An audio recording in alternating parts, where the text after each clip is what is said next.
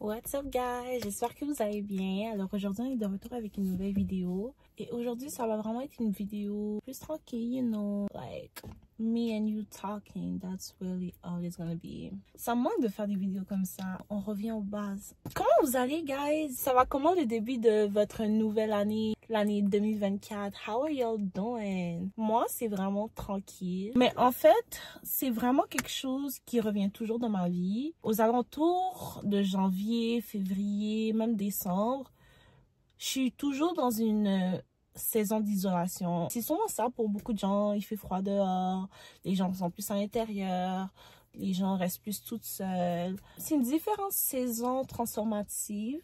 Ça faisait longtemps que j'avais pas passé autant de temps seule, j'ai l'impression. Comme on dirait que là, je suis vraiment seule.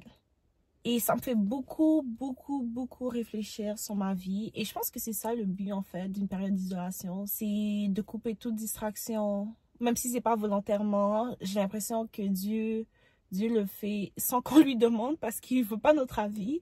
Il sait qu'est-ce qu'il fait. Et c'est une période qui nous force vraiment à se concentrer sur nous-mêmes, à se poser des questions sur notre vie, à refléter, à se demander c'est où qu'on est rendu dans notre vie et voir si on est satisfait avec où on est rendu dans notre vie, right? Je suis juste vraiment en train de réaliser que je suis en train de vieillir. J'ai juste 22 ans, mais comme je suis en train de grandir, je suis en train de devenir une adulte, je suis une jeune adulte. Les responsabilités sont en train de se jeter à mon visage, carrément. La vie est difficile. J'ai pas envie de struggle pour le reste de ma vie, tu comprends? Donc, c'est vraiment maintenant que je dois faire mes décisions pour bâtir mon futur si je veux pas être encore à la même position dans quelques années. Tu comprends qu'est-ce que je veux dire? J'ai l'impression que j'ai échoué, que je suis un échec. Pas complètement un échec parce que je suis vraiment fière de moi sur plusieurs plans. Et il y a beaucoup de projets que j'ai commencé, qui avancent. Je suis fière de moi par rapport à ça. Je suis fière que je crois assez en moi pour entreprendre certaines choses. Si vous m'auriez demandé c'est où que je croyais que j'allais être à ce stade de ma vie, on est loin de la réalité. Ça me fait peur parce que là, je suis en train de réfléchir à toutes les décisions que j'ai prises jusqu'à présent. Et je suis en train de me demander si c'est les bonnes décisions que j'ai prises. Et j'ai peur.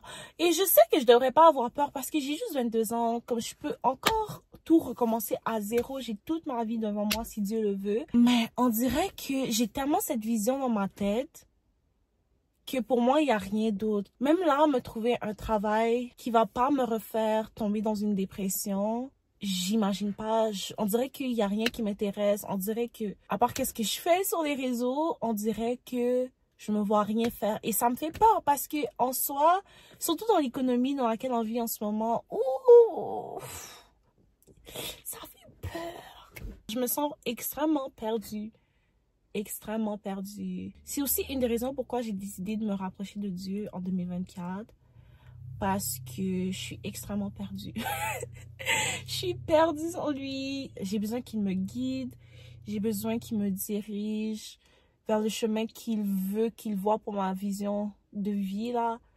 Parce que honnêtement, je pensais que je pouvais avoir le contrôle, mais wow, moi je gère rien en fait.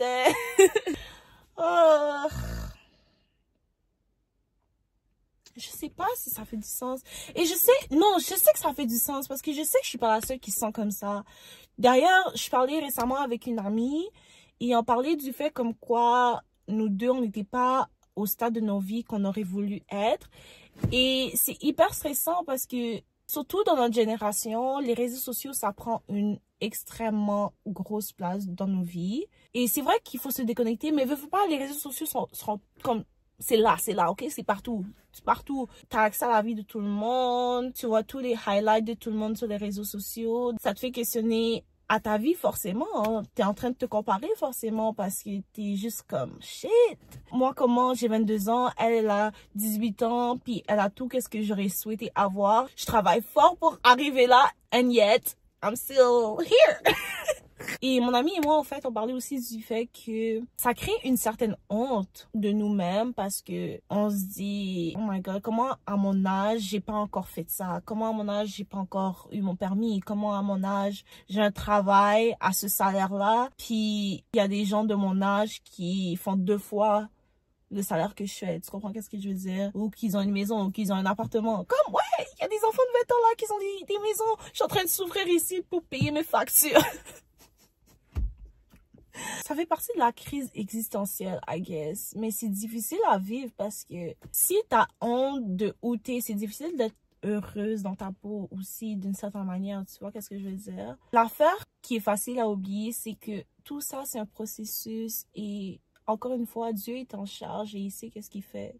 Donc, si on est dans une certaine saison de notre vie, il faut l'accepter, continuer à travailler pour aller là où on voudrait être. Mais il faut accepter que les choses prennent du temps et que chacun a un cheminement différent. Chacun va faire des accomplissements à des moments différents de leur vie.